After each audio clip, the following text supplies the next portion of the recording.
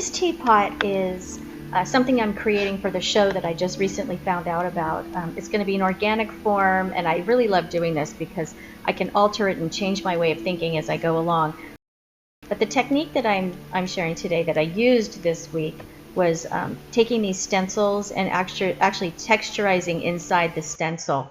I'm looking forward to using it because I like to use the black wash technique, and that's kind of what I have in my head what I'm going to do for this. But I'm hoping that these will turn out clear enough and that the pot's form will show all the different texturing.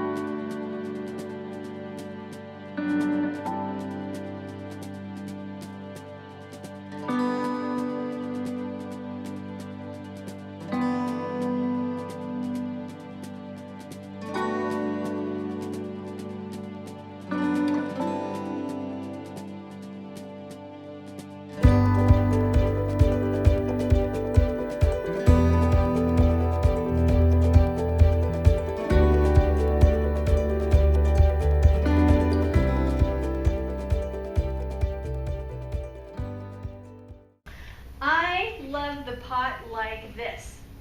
Okay, I love the, this is exactly what I wanted to do. I actually added, you may not be able to see it in the camera yet, but I did the watercolors, the watercolor underglaze here, and I put blue in between on the green letter side. And then I put green in between on the blue letter side. So to me, I'm happy, I'm really happy with this pot. I'm about ready to put some satin clear on it.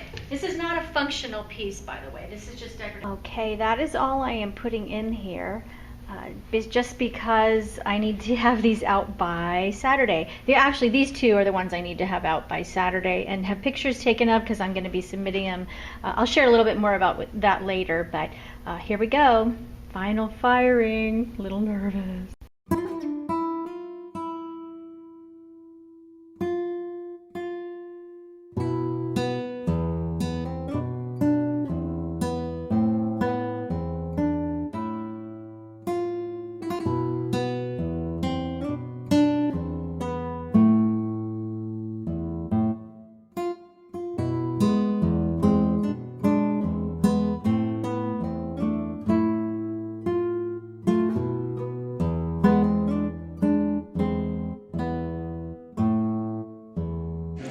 I am the Teapot, Tammy Jo, Schoppet.